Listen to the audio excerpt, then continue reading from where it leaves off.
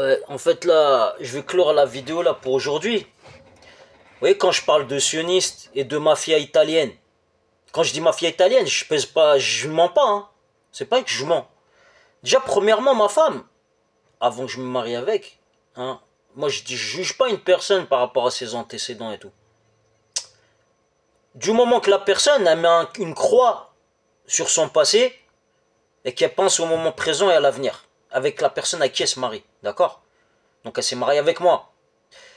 Donc ça c'est un exemple, hein. Moi je suis un exemple parmi d'autres, hein. Je ne suis pas le nombril du monde, mais c'est pour dire, ma femme, elle avait aussi des liens. Donc moi j'avais un lien, étant adolescent, quoi, étant plus jeune on va dire, avec un ami, hein, qui était voilà, d'origine, voilà, de ces origines-là. Et j'ai dit ce qui se passait. Vous voyez, il est dit, ouais, pourquoi tu te maques pas avec elle, ceci, cela, je sais pas. Je sais pas ce qui se passait autour, mais il y avait quelque chose. Il y avait le, ouais, il est avec elle, donc moi aussi il faut que je sorte avec la même. Vous voyez, il y a ce délire-là. Donc je sais pas il y a quoi derrière. Après ça, c'est à gratter, c'est à chercher quoi. Qu'est-ce qui a gagné derrière tout ça, d'accord? Ça c'est une chose. Ça c'est un élément très important, d'accord? Parce que quand on est jeune, on est con, vous voyez, il y a des choses on voit pas. On est là, on est juste en train de consommer, en train de sortir, à créer surtout des, ça veut dire des connaissances et des liens avec des gens. On ne sait pas ils ont quoi derrière. On ne sait pas de quelle secte ils font partie. Quelle, peut-être mafia ou là, je sais pas quoi. Ma femme, quand je me suis marié avec elle, j'ai trouvé son Facebook, j'ai trouvé il y avait des connaissances italiennes. Des gens, des jeunes italiens. D'accord, au Maroc. Quand je lui ai dit, elle m'a sorti quoi? Elle m'a dit, ouais, on m'a hacké mon compte. Vous voyez, le genre d'excuse. C'est pas on a hacké le compte. C'est qu'elle a été infiltrée par des mafias. Vous voyez ce que je veux dire? Elle travaillait dans une clinique.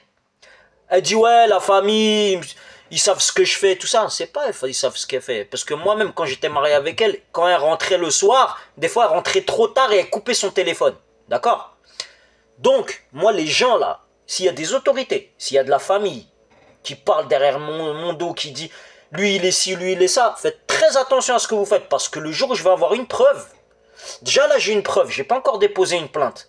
Ma femme elle m'a dit qu'elle voulait m'acheter pour me divorcer avec elle, avec 1 000 euros. Elle travaille pas, là elle pleurniche, elle trouve pas de travail. Comment elle sort d'où les 1 000 euros? Déjà, ça c'est une bonne question. Deuxièmement, pourquoi elle a changé d'opérateur? Elle a pris Bouygues. Pourquoi elle a choisi Bouygues? Ça, c'est une autre question, ça. Je ferme ma gueule, hein. Moi, je suis pas un agent secret ou là un flic ou quoi. Parce que si j'aurais été un flic, je pense que ça serait, il y a des gens, ils seraient déjà tombés depuis longtemps. Vous voyez? Mais comme je suis pas flic, je mets des éléments. Et je vais mettre hashtag Europol Interpol. Et on va voir les autorités, hein, qui donnent une certaine éthique, une certaine idée de leur blason. Est-ce que c'est vraiment des autorités? D'accord? Est-ce qu'ils vont gratter derrière ça? Je le rappelle que ma femme, quand elle a commencé à rentrer tard, ma famille a commencé à rien dire et tout, je sentais qu'ils avaient peur ou là je sais pas quoi. Je l'ai signalé au consulat de France à Casablanca. Donc, il y a ça. Il y a la chose aussi, elle est allée faire une formation à Marrakech, dans des riads, à l'extérieur de l'agglomération, alors qu'elle était à Casablanca. Qu'est-ce qu'elle allait foutre à Marrakech? Moi, je lui ai dit de pas y aller. Elle y allait quand même, elle m'a raccroché au nez et tout.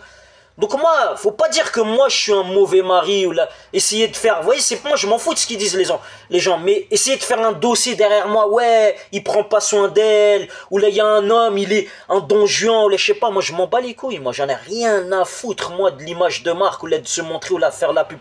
Moi c'est dans quoi je veux mettre le doigt? Je veux mettre le doigt sur les criminels qui est autour, d'accord? Et je donne ma vie, je la sacrifie pour ça. D'accord? Donc les sionistes là qui viennent d'Israël, qui prennent des charters pour venir ici, ou là au Maroc, pour essayer de bloquer les trucs, de remanier des choses, pour bloquer des preuves, ou là, remanier le passé, là, jouer à la, hein, retour vers le futur, aller voir des témoins et tout ça, à remanier les choses, dites-vous, il y a le bon Dieu derrière vos côtes. Inch'Allah, rahim, je vous le dis, hein. Je suis tout seul, moi, vous voyez, comment dire, je me suis délié de la famille, exprès, pour vous montrer que j'ai pas peur de vous. Vous voyez? Là, dites, je suis tout seul. D'accord? Donc là, aujourd'hui, le contrôle technique, j'ai la preuve comme quoi vous essayez de me bloquer. En Moselle, ils ont essayé de me bloquer, ces sionistes et ces mafieux italiens de merde et mafieux turcs qui sont en train de les aider. Ils sont en train de les aider à me bloquer au niveau du travail pour que ma femme, elle monte sur la tête et que je sois stressé, que je puisse plus maîtriser mes émotions ou quoi que ce soit. Moi, je vous dis tout de suite, moi, mes émotions, ils sont avec le Créateur. Là, j'attends. Là, c'est où il va m'arriver quelque chose. Ça veut dire que vous allez envoyer quelqu'un, parce que je sais que je vais ouvrir ma gueule jusqu'au bout. Vous allez envoyer quelqu'un pour me supprimer. Ou vous allez faire croire que je suis un malade mental dans mon travail. Parce que là, ça commence. Je vois un mec du syndicat, il commence à faire des sous-entendus, à parler mal, à faire des trucs. Je vous dis tout de suite. Moi, j'ai mis des éléments là. J'ai mis des éléments. Je vais remettre hashtag Europol Interpol. Inch'Allah Rahman Rahim, j'espère le bon Dieu. Moi, le seul souhait que j'ai, c'est que vous vous faites serrer. Vous vous fassiez serrer pour ce que vous faites. Tout le mal que vous faites, même les trucs qui n'ont aucun lien autour de moi, la corruption, les crimes, les trafics, tout ce que vous faites, tous ceux qui sont autour de moi, là, en train de resserrer les taux sur moi, vous resserrez. Ce que vous faites, en fait, vous faites des trucs de lâche. Vous essayez d'utiliser ma femme. Vous essayez d'utiliser mon travail. Ça veut dire là, j'ai le responsable. Il commence à me dire, ouais, t'as doublé un bus, je sais pas quoi. Il y a un autre chauffeur, il m'a balancé, je sais pas quoi. Que des trucs de lâche, d'accord? Alors qu'il y en a d'autres, ils font voilà les erreurs. Même il y a déjà un chauffeur, il m'a dit, il a pris un client, il lui a mis un chassé, il l'a jeté du bus. Ça, c'était même dans une autre boîte. Et bizarrement, c'est calqué, vous voyez. Quand ce qui s'est passé dans une autre boîte, on essaie de la faire dans cette boîte-là. Du genre, ouais, pour, je sais pas, est-ce qu'il y a de l'argent derrière pour couvrir une boîte avec qui j'ai travaillé. Calquer des choses qui ressemblent et tout ça. Mais ça, j'ai déjà dit, c'est le travail du sionisme, vous voyez. C'est l'intelligence, vous voyez. Il y a des choses, qu'on le voit, mais c'est après, d'accord? Mais ça, je l'ai déjà dit dans d'autres vidéos. Le sionisme, ils font quoi? Ils essayent de couper des preuves, de recouper des vidéos. Par exemple, s'il y a des vidéosurveillance dans la voie publique ou ailleurs. En fait, ils essayent de calquer pour faire de la désinformation. En fait, ce qu'il y a dans les mémoires, ça veut dire ce qu'on a pensé d'entreprises qui ont fait ci, qui ont fait ça. Ils essayent de couvrir, d'accord? Après, ils essaient de quoi? De vous mettre une étiquette. D'accord? Parce que des fois, vous voyez votre femme, elle pète des câbles, elle fait des histoires pour rien. Mais vraiment pour rien. Hein. Normalement, une femme qui a des enfants et tout, elle va avoir peur pour son foyer. Mais là, vous voyez, elle fait des histoires pour rien. Tellement elle fait des histoires pour rien. Et des fois, voilà, des embrouilles, et ça part en vrille. Parce que, voilà, c'est vraiment... C'est du foutage de gueule. Et moi, j'en suis sûr et certain qu'il y a quelqu'un qui l'aiguille à faire ça.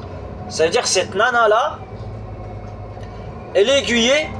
La dernière fois, elle n'a pas fait les courses. J'ai fait les courses à sa place. Hein. Ça veut dire qu'elle s'est pas fatiguée à faire les courses. Elle s'est embrouillée avec moi. Pourquoi elle n'a pas fait les courses?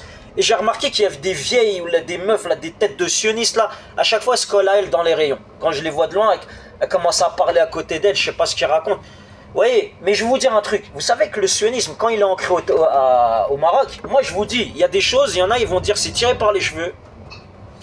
Mais il y a un rave qui a dit, par la tignasse de leurs cheveux, je vais les mettre les uns contre les autres, les pays, tout ça. Bref, à différentes échelles, pour créer la zizanie entre les gens. Et ma femme, moi je vous le dis, hein, à notre échelle à nous, d'individus, hein, dans un foyer, elle est en train de le faire. Elle est en train de faire ça. Ça, c'est du travail de sionistes. Vous voyez? C'est du travail, ça veut dire que les sionistes, ils sont pas là, mais ils sont présents chez vous. Hein. Moi je vous le dis. Ils sont présents dans votre travail. Il y a un moment donné, ils ont une présence au travail, ils n'ont même pas peur de montrer qu'ils sont là par l'intermédiaire d'un mec du syndicat ou un collègue qui a de la bouteille dans la boîte ou quoi. Ils viennent comme ça, ils vous font des sous-entendus. Vous voyez l'humour sale, du genre est-ce que tu vas bien et tout. Ils savent bien que vous êtes sous pression en ce moment et tout. Alors qu'en mars, je suis rentré, j'avais aucun problème. Je connaissais personne, voilà, j'étais discret, j'étais tranquille et tout, je travaillais tranquille. Et là, on est en février. Dans un mois, j'aurai 1 an de boîte. Vous voyez? Et ça commence déjà à partir en couille.